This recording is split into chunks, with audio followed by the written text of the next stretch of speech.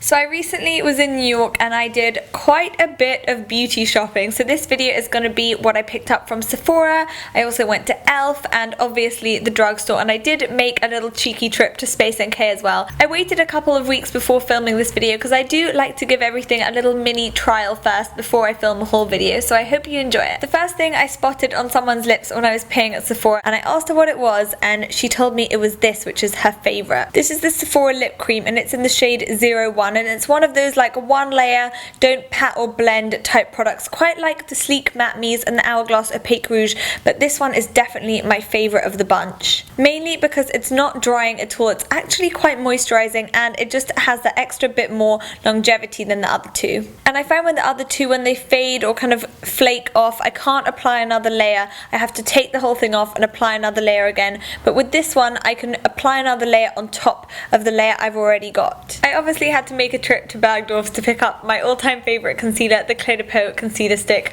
When I buy these, I do have to like close my eyes as I hand someone my card because they are so darn expensive, but they do last absolutely ages. The formula of these are beautifully creamy, they like glide onto the skin, they cover absolutely anything, and they're perfect for under the eyes and blemishes as well, and they're not drying at all. You need to do me a favour and like send me to a lip product rehab, or I should maybe create one as a home for myself because I am just a lip product addict. Look how many lip things I picked up in like a 5-day trip. I mean, there's definitely something wrong with me because I clearly think I don't even own any at all, and yet I still think I need more. So if you ever see me tweeting or Instagramming saying like, oh, I'm at Boots, or like, oh, I'm gonna go beauty shopping, reply and be like, no, Amelia, you do not need any more lip products ever, because believe me, I have enough for the whole world to get by on.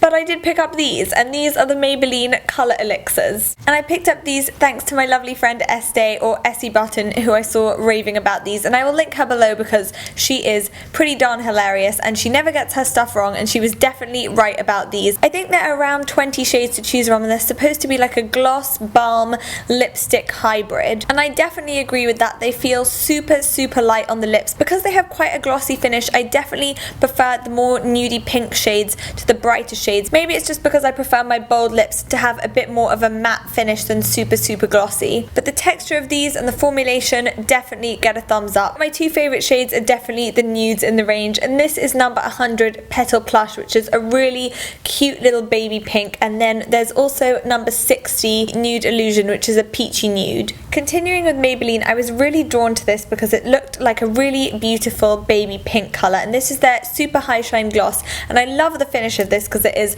really glossy, but it's not sticky at all. I love the Milani stands because I always find really good things there, and I actually found a dupe, which I'm so excited about. This lip gloss is actually a dupe. Surprise, I have it like below my knee. This is my favourite thing ever. It's actually a dupe of my Chantecaille Lucky Brilliant Gloss. It's slightly more pink in tone, but these colours work because it's just the combination of like the peachy and the pinky and the golden shimmer running through it that really makes the lips look much more plump, and it's just the perfect smoky eye companion. Two other lip products I picked up was the Jordana LOL Super Shiny Lip Gloss, which I am wearing now, which is really nice, and it also smells like cherries. It also reminds me of my favourite Chantecaille gloss, and also the Almay lip gloss. I picked up both of these because I hadn't really heard much about the brand, and I think lip products are a nice way to get into a brand. Whenever I'm at Sephora, I always make sure to book in for a makeover because it just kind of opens your eyes to loads of new products that you wouldn't really try on yourself.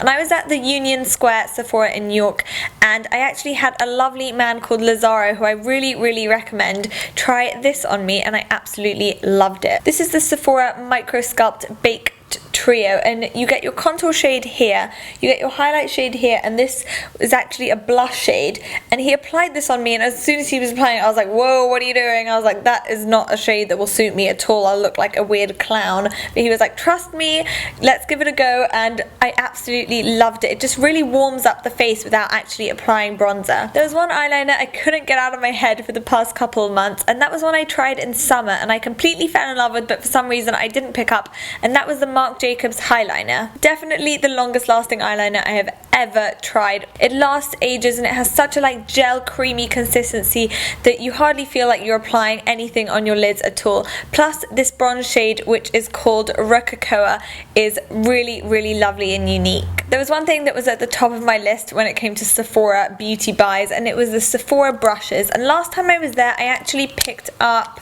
this one, which is number 55, and I bought this one in August, and since then, a couple months later, I'm still in love with it, and it is definitely one of the best brushes I've ever used, so I had to try more of the range. So I picked up quite a few. Number 57, which is their Pro Airbrush Concealer, which is lovely for blending in concealer around the eyes and around the nose. Number 49, their Pro Angled Brush, which I've actually been using to buff in foundation. Number 75, their Pro Angled Contour, which just gives you cheekbones in a brush, basically. Number 54, which I use to blend everything in or pack powder onto the skin. And lastly, number 12, which I use under my eyes to set my concealer with powder. I'm going to go in with like a really bold claim here and say these are definitely the best brushes I've ever used. If you haven't tried these, or if you're going to the US soon and you're going to head to a Sephora, definitely check them out because they are incredible. I don't know what got into me when I was in New York. I was just in like a really glittery mood, and I ended up picking up a ton of glitter things, and this was something that caught my eye. And this is the Stila Magnificent Foil Finish eyeshadow. This basically gives like a kind of tin foil glittery effect to the lids that's unlike any other shadow I've ever tried. The similest thing I found is Urban Decay's Diamond Dog, but this doesn't actually have glitter in it. It has like a super high metallic finish, and this shade Vintage Black Gold is definitely my favorite. And I figured out that the best way to apply this is just to kind of dab it and pack it on your lid with your fingertip. I asked on Instagram what beauty bits you guys thought were worth picking up, and these came up a lot, and these are the new Sephora nail polishes. They're the Formula X by Sephora range, and they were so many shades to choose from, I didn't even know where to begin, so I limited myself to 3 because they have so many finishes as well. So as I mentioned, I was in a glittery mood, so the first one I picked up was Love Chemistry, which is unlike any other nail polishes I own. It's a baby pink / golden glitter, and it just looks really cool and has a really nice foily looking finish. And then I also picked up a red sparkly shade called Atom and Eve, which just kind of remind me of Dorothy's shoes in The Wizard of Oz for some reason. And then I also picked up this mint shade called Illustrious, and in the shop I didn't really notice that it had a kind of golden shimmery sheen to it, but on the nail that doesn't really translate all that much. I'd spotted the brand Bite in there before, but I'd never ventured into one of their products, and I saw this mini little kit for Christmas which has 4 of their lip crayons, so I decided to give it a go. So in this little cute tin you get 4 shades and also a really nice mirror. So you have like a red, a kind of grapey colour, a pink and a nude. They all have a really nice glossy finish to them and are really moisturising on the lips, and out of all 4 I think the pink is definitely my favourite. I spotted the E.L.F store when me and my friend were walking around, and I dragged her in there to go and get some stuff, and I only had a couple minutes, so I went and really quickly grabbed these. One of them was a bit disappointing and one of them I was super impressed with. The one I loved was this, which is a warm bronzer, and on first look it looks a bit too shimmery to be a bronzer, but once it's on the skin it just really adds a nice illuminating glow. The blush and sculpt palette were a bit disappointing. I saw this and thought it would be a bit like NARS maybe, but when I opened it I was like, oh my gosh, this is so shimmery, I'm gonna die. And then on the skin it isn't much better either. You just look like you've rolled around like a disco ball. I haven't tried any eyeshadows from Maybelline, so I picked up these 2 quads, which are super impressive. All the shades in the palette are glittery, but they're not a glittery in an annoying fall down your face kind of way. They're glittery in a highlighting, brightening kind of way. My favourite shade, which I didn't actually think I would get much use out of, is in the Mad for Mauve palette, and it's this purpley plum colour here. If anyone knows of like a similar single eyeshadow like this, maybe a MAC one, please let me know. I wanted to try a little bit more of Salma Hayek's range, so I picked up her 3-in-1 eye trio, which is a really cool idea. You get like a cream eyeshadow on one side, then you get a stick in the other little middle section, and also an eyeliner in the top section. I don't really have anything good to say about this, but I don't really have anything bad to say about it either. It's kind of in the middle. It didn't wow me, but it wasn't super disappointing. The colour of the 3 shades are really nice, but the pigmentation pigmentation of them wasn't bad, it just wasn't amazing. I wouldn't pick up another one of these, but I'll definitely get a lot of use out of it because it's a really handy little trio. You get everything and this little handy pen. I saw Revlon had 2 exciting new cheek launches, so I picked up one of each of those, and the first one was the Revlon powder blush, and I got the shade Oh Baby Pink, which I have a little bit on my cheeks today. I was really surprised. The formula of these are really nice and they're not overly chalky. And then this kind of reminded me of Bobbi Brown a little bit. This is their highlighting palette, and surprise surprise, I actually like this a bit more than the Bobbi Brown Shimmer Bricks because I find the Bobbi Brown Shimmer Bricks are really shimmery. What a shocker. I just find that it gets a bit everywhere and it's hard to control where you want, and it has quite a bit of fall down, whereas this you can be nice and precise. I hadn't really heard much about the brand Jordana, so when I saw this blush I quickly snapped it up because it was the last one, and this is their powder blush in Coral Sandy Beach. Isn't that such a really nice name? This is like my typical blush shade. It's just like a peachy pink, golden shimmer running through it, does its job, livens up the face.